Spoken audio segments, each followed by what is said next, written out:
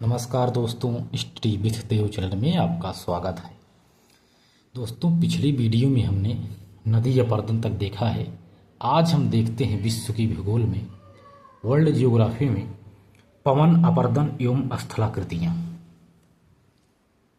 पवन अपर्दन अपवाहन, अपघर्षण तथा सन्निघर्षण आदि के कारण होता है। तो पवन अपर्दन तथा पवन अपर्दन से बनी कुछ स्थलाकृतियाँ हैं, इस पे अगर चर्चा करें तो देखते हैं।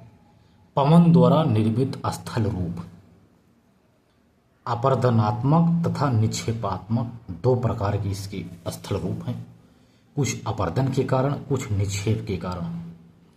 यदि अपर्दनात्मक देखा जाए स्थल रूप पवन द्वारा जो होते हैं, तो इसमें है अपवाहन बेसिन, जिसे कहते हैं वात गर्त, यानी जैसे ये जमीन है, बीच की कुछ ऐसे हटती चली तो बीच में ऐसे बन जाता, ऐसे स्थल ऐसे हो जाती। तो यहाँ से कुछ मिट्टी हवा तेजी से यहाँ आती है तो यहाँ से उड़ जाती है।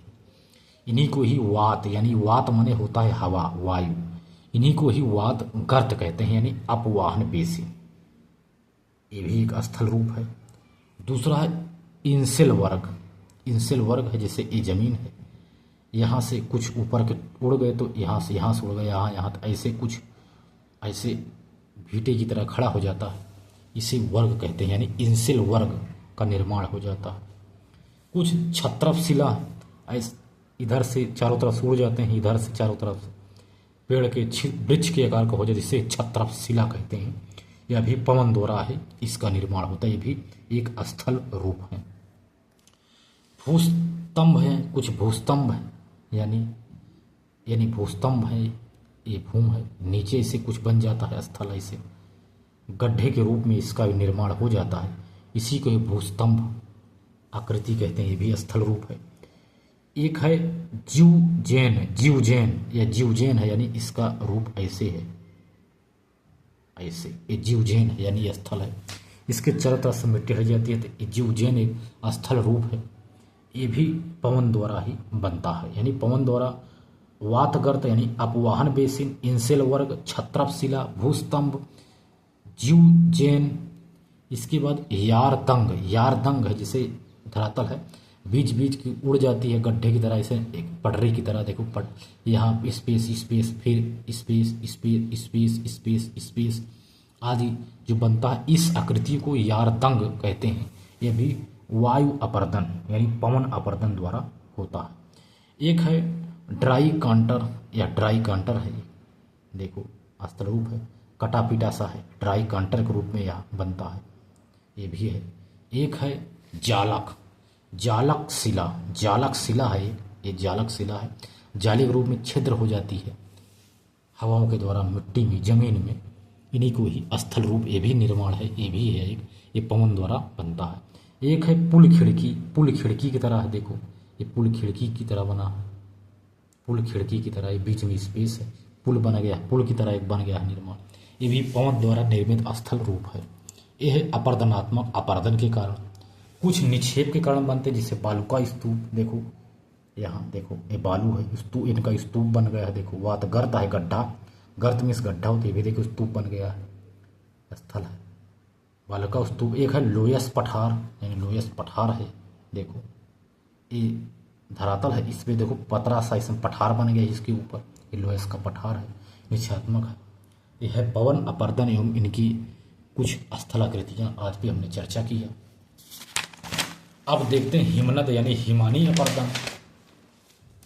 अपर्दन यानी हिमनद यानी Himani ice cap, ice seat यानी आइस वर्ग आदि के नाम से भी जाना जाता है। हिमानी अपर्दन में दो तरह से होता है, अपघर्षण द्वारा तथा उत्पादन द्वारा। हिमनद जो है जैसे केदारनाथ है, गंगोत्री है, सियाचिन है, बाल्टोरो है, हिस्पर है, कंचनजंगा है, आज जो हिमनद है आदि, ये सभी हिमनद हैं जो अपघर्षण उत्पादन द्वारा हुए हैं, इन्हीं को ही आइस कैप यानी आइस सीट, आइस वर्ग कहा जाता है। यदि हिम अपर्दन की स्थल रूप की चर्चा करें तो हिम अपर्दन की स्थल रूप पे चर्चा करते हैं तो पहला है यू आकार की घाटी। ये यू आकार की घाटी है, यह यू आकार की घाटी। इससे भी यह हिम अपर्दन कहलाता है। दूसरा है लटकती घाटी, जिसे जमीन पर ऐसे लटकी रहती है बर्फ के टुकड़ों में, इसे कहते हैं लटकती घाटी। दूसरा देखा एक है, तीसरा सर्क यानी आराम कुर्सी की तरह, जिसे कहते हैं हार्म। ये देखो आराम कुर्सी की तरह है, देखो ये है आराम कुर्सी है, ये धरातल है तो हार्म की तरह देखो ऐसे है, स्थलाकृति है, इन्हीं को हार्म कहा जाता है। और ये सर्क है यानी गड्ढा है, ये सर्क है, देखो हार्म ये भी इसे लटका हुआ है, ऐसे ऐसे कुर्सी की तरह बनी होती है, कोई संरचना ऐसे कुर्सी की मॉडल बनी रहती है ऐसे। ये भी हिम यानी बर्फ समझो, हिम अपर्दन के कारण जो स्थल रूप बने हैं। आरेत है एक, जो आरेत है देखो, ये आरेत देखो हिम भाई, इस पे देखो ऐसे ऐसे रेती आरी की तरह बना हुआ, इसे आरेत कहते हैं। ये है आरेत, ये भी अपर्दन के कारण होता है, अपर्दनात्मक है, हिम के अपर्दन के कारण होता है।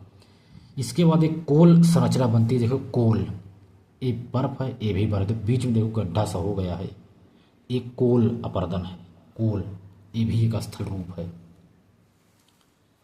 एक भेड़ पीठ शैल है, देखो यह कैंत्रित चट्टान जिसे यह देखो ऐसे भेड़ पीठ की तरह यह ये ऐसे रहती है, ये भी एक स्थलाकृति है, हिमनद के अपर्दन के कारण यह बनता है। सरंग पूंछ, सरंग पूंछ है, देखो सरंग पूंछ देखो फैला है पूंछ, यह एक मजबूत चट्टान होती है, इस पे देखो मजबूत चट्टान पे जो सरंग पूंछ की तरह यह फैला हुआ है, इसी को सरंग पूंछ कहते हैं। एक है नुनाटक, नुनाटक देखो छोटे छोटे वर्ग के ऐसे वर्ग है, इन्हीं को ही नुनाटक कहा जाता है। एक है होम सोपान प्लस पैटर नास्टर झील, देखो हिम सोपान देखो बड़ा फिर छोटा फिर छोटा और छोटा और होते होते सीढ़ी नुमा है, हिम सोपान है, ये भी हिम अपर्दन का ही स्थल रूप है। और एक है फ्योर्ड यानी नॉर्वे, इस स्वीडन, ग्रीनलैंड समुद्र तट का जो फ्योर्ड हिमानी घाटी है, ये सब फ्योर्ड के अंतर्गत आता है, यानी यह है फ्योर्ड जो ऐसे ऐसे बना रहता है, यह है फ्योर्ड, ये भी हिम अपर्दन का स्थल रूप है। हिम में देखते हैं कुछ निक्षेपात्मक स्थल रूप है, जैसे हिमोद्र, हिमो और ड्रामलिन यानी कोलास मृतिका, ये ऐसे है। एस्कर देखो, एस्कर ऐसे गोले गोली तरह एस्कर। कोटिल हमक, एक कोट ऐसे है, इसमें देखो ऐसे है रहता है कोटिल हमक। हिमनद अवक्षेप, देखो हिमनद का अवक्षेप ऐसे हो जाता है, पानी हो जाता है, इन्हें छाता कारण निक्षेपात्मक स्थल रूप है। इसको देख लीजिए कैसे बने रहते हैं ये सब, ऐसे ऐसे ऐसे ऐसे, ये सभी हैं, यह है हिम अपर्दन। इसके बाद अगला देखते हैं पर्वत निर्माण एवं विश्व के पर्वत, जो पर्वत निर्माण है इस पर यदि देखते हैं तो कुछ पर्वत हैं, पर्वत निर्माण देखते हैं तो पर्वत तीन तरह के होते हैं, जिसे मौलिक पर्वत कहते हैं, अवशिष्ट पर्वत यानी प्रमुख पर्वत निर्माण सिद्धांत भी अगर देखा जाए तो महाद्वीपीय प्रवाह का सिद्धांत वेगनर ने दिया। पहले सिद्धांत को देख लेते हैं। एक वेगनर महोदय है, इन्होंने महाद्वीपीय प्रवाह सिद्धांत को दिया है, वेगनर महोदय ने। भूसन्नी सिद्धांत कोबर का हमने पढ़ा है। तापी संकुचन जेफरीज का है। संवहन तरंग हेमस का है।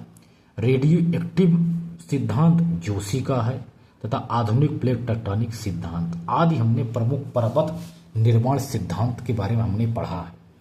भारत की भूगोल पे भी कुछ चर्चा हमने किया, विश्व भूगोल में हमने काफ़ी इसको हद तक पढ़ लिया है कि प्रमुख पर्वत का निर्माण कैसे होता, सिद्धांत वगैरह हमने देखा है। तो पर्वत देखा जाए तो मौलिक पर्वत में आते हैं वलित पर्वत, ब्लॉक पर्वत, संग्रहित पर्वत तथा गुंबदाकार पर्वत। इन प्रकार के पर्वतों को ही मौलिक पर्वत कहा जाता है। तो इन्हीं मौलिक पर्वतों पर चर्चा करते हैं कि कौन सा मौलिक पर्वत है, कौन सा नहीं है और कहाँ स्थित है, स्थिति आदि पे चर्चा करते हैं। पर्वत पे आज चर्चा करते हैं कि पर्वत का निर्माण कैसे हुआ है, कहाँ है ये। विश्व के कुछ पर्वत पे देखते हैं कि विश्व में कुछ पर्वत कहाँ कहाँ है। तो सबसे पहले हम वलित पर्वत पे चर्चा करते हैं। तो प्रमुख वलित पर्वत कौन कौन से हैं इसको देख लेते हैं। प्रमुख वलित पर्वत, हिमालय, यह एशिया में है, हिमालय एशिया में है। इसका एक चोटी है जिसे कहते हैं एवरेस्ट, ये भी वलित पर्वत है। एंडीज दक्षिण अमेरिका में है, इसकी चोटी अंकारागुआ, ये भी वलित पर्वत है। रॉकी उत्तरी अमेरिका में है, माउंट एल्बर्ट इसकी चोटी है। आल्पस यूरोप में है, माउंट ब्लैक इसकी चोटी है। एटलस अफ्रीका में है, इसकी चोटी है जेवन सबन काया। ये सभी प्रमुख वलित पर्वत के उदाहरण हैं। इसके बाद हम देखते हैं प्रमुख ब्लॉक पर्वत। ब्लॉक पर्वत में अगर चर्चा किया जाता, प्रमुख ब्लॉक पर्वत हैं वाससेज पर्वत यूरोप में है, ब्लैक फॉरेस्ट जर्मनी यूरोप में है, साल्ट रेंज पाकिस्तान में है, सियरा नेवादा यूएसए में है, सतपुड़ा नीलगिरी भारत में है।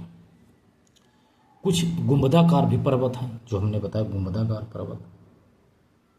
गुंबदाकार पर्वत में सिनसिनाती उभार यूएसए में है, ब्लैक हिल्स यूएसए में है, बिग हॉर्न्स ये भी यूएसए में है। ये सभी तीनों गुंबदाकार पर्वत हैं। सिनसिनाती उभार, ब्लैक हिल्स, बिग हॉर्न्स, ये तीनों यूएसए में हैं और गुंबदाकार पर्वत है।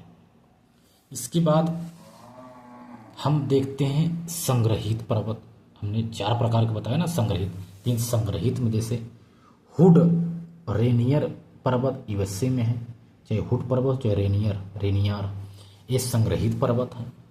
मेयान फिलीपींस में है, फ्यूजियामा जापान में है, विसुवियस इटली में है, एकांकागुआ चिली में है, कोटोपैक्सी इक्वाडोर में है।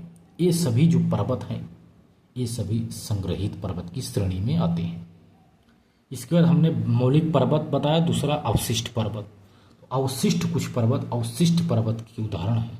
वलित पर्वत हमने देखा Himalaya, Andes, Rocky, Alps, Atlas, लेकिन कुछ अवशिष्ट पर्वत के भी उदाहरण देखने को मिलते हैं, जैसे कोटोलैंड यूएसए का कोटोलैंड, अन्नामलाई भारत, सतपुड़ा भारत, नीलगिरी भारत, अरावली भारत, महादेव भारत। ये सभी जो अन्नामलाई, सतपुड़ा, नीलगिरी, अरावली, महादेव हैं तथा यूएसए का कोटोलैंड पर्वत है, ये सभी अवशिष्ट पर्वत के उदाहरण हैं। तो दोस्तों हमने पर्वत के बारे में देखा दोस्तों। तो दोस्त मिलते हैं और बेहतरीन क्लास में, तब तक के लिए धन्यवाद।